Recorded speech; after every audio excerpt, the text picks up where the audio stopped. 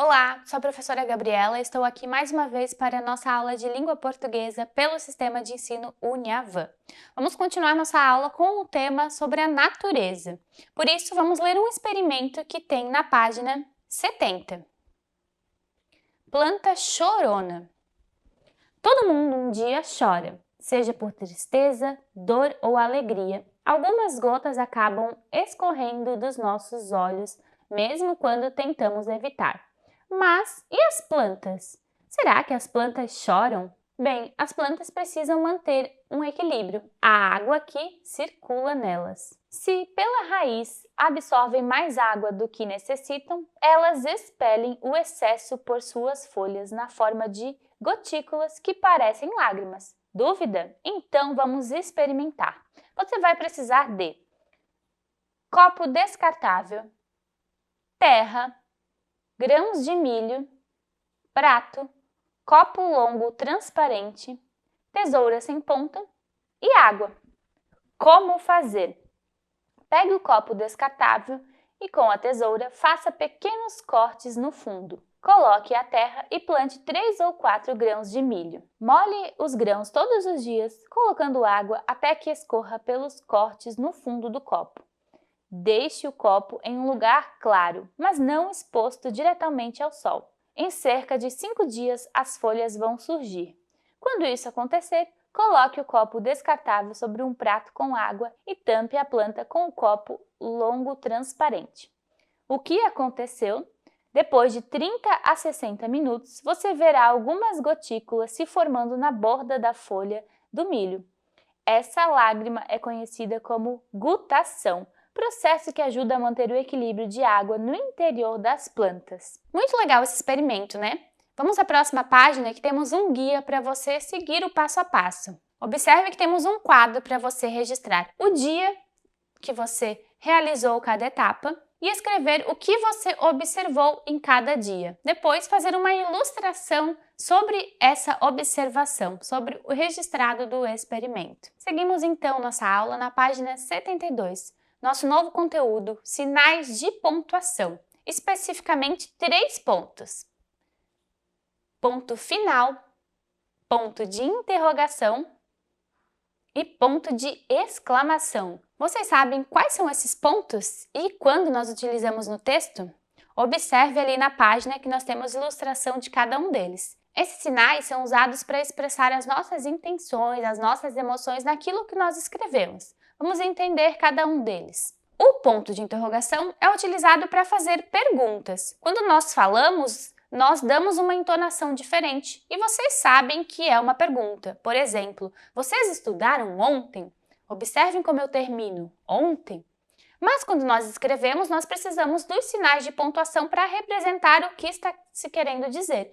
Então, quando fazemos perguntas, nós terminamos com o ponto de interrogação. O outro ponto, o ponto de exclamação, vai indicar medo, surpresa, espanto, admiração, entre outros sentimentos. É aquela pontuação que dá mais destaque ao que está sendo dito. Normalmente, quando nós falamos, nós temos uma entonação mais forte.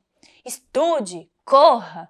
Percebam como o som sai diferente. E é isso que nós levamos para o texto, com esse sinal de pontuação, o ponto de exclamação. E o ponto final é usado para encerrar uma frase, uma informação que pode ser afirmativa ou negativa. Vamos observar alguns exemplos que estão na próxima página. Vamos ler juntos e perceber como é a entonação.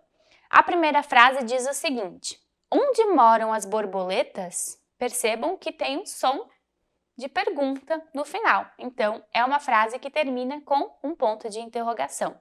Segundo exemplo. Os passarinhos estão cantando. Vejam como é diferente a entonação dessa frase. É uma afirmação. Os passarinhos estão cantando. Ponto. Encerramos com o ponto final. Terceiro exemplo. Nossa, quantas joaninhas no jardim! Percebam que eu dou mais ênfase na frase. É uma frase que sai com um som mais forte. Por isso, é finalizada com o ponto de exclamação. Vamos responder as perguntas, então, que estão a seguir. A número 1 está perguntando se vocês leram as frases com a mesma entonação e por quê. Essa resposta tá fácil, né? Vamos para 2. Após a nossa leitura, a 2 está pedindo para que vocês copiem ali qual é a frase que termina com um ponto de interrogação. Na questão 3, vamos reler uma das frases.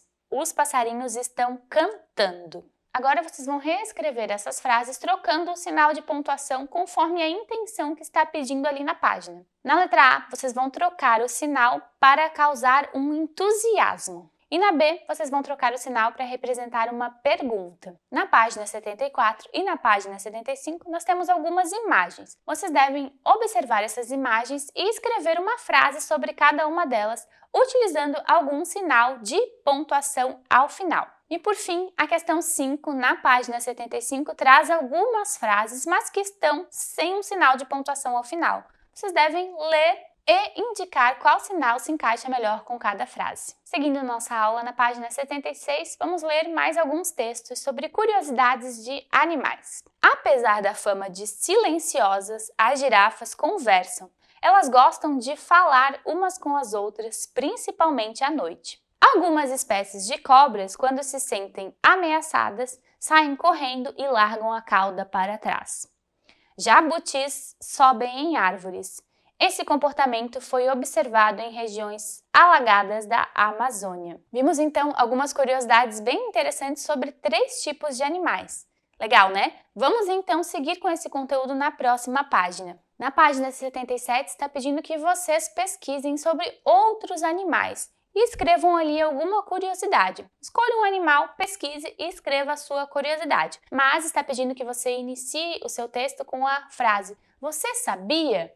Essa é uma frase muito comum quando falamos sobre alguma curiosidade, e essa frase poderia estar nos textos que nós lemos anteriormente. Por isso que queremos que você inicie o seu texto, a sua curiosidade, com "Você sabia?". Na página 78 temos a indicação de 2 livros que falam sobre a natureza, que foi o conteúdo deste vídeo e da nossa aula anterior.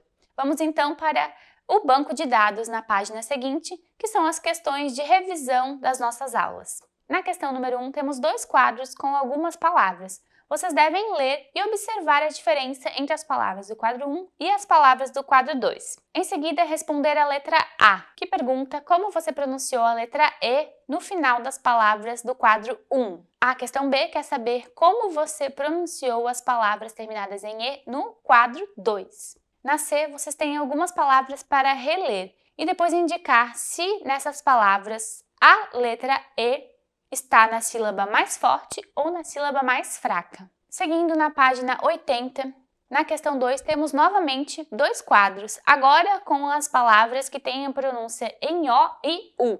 Vocês devem ler e observar novamente como são essas pronúncias. Depois, na letra A, responder como vocês pronunciaram as palavras terminadas em O que estão no quadro 1. Na questão B, responder como vocês pronunciaram as palavras terminadas em O no quadro 2. E a C quer saber se as palavras que foram terminadas em O, mas foram pronunciadas com o som de U, estão na sílaba mais forte ou na sílaba mais fraca. Na questão 3, temos algumas palavras, mas que estão faltando a letra final. Vocês devem, então, preenchê-las com E ou I, ou O ou U. Seguimos na página 81, questão 4. Temos um quadro com algumas palavras, mas elas estão escritas de maneira incorreta. A última letra precisa ser trocada. Reescreva, então, colocando a letra correta. Na questão 5, então, nós temos algumas figuras. Vocês devem observar essas figuras e escrever o que vocês observam. Depois, vocês vão ler em voz alta e descobrir se a sílaba mais forte está na última sílaba dessas palavras. E ao terminar esses exercícios, encerramos a nossa última aula de língua portuguesa. Desejo a vocês uma ótima trajetória de estudos e, quem sabe, nos vemos em breve. Tchau!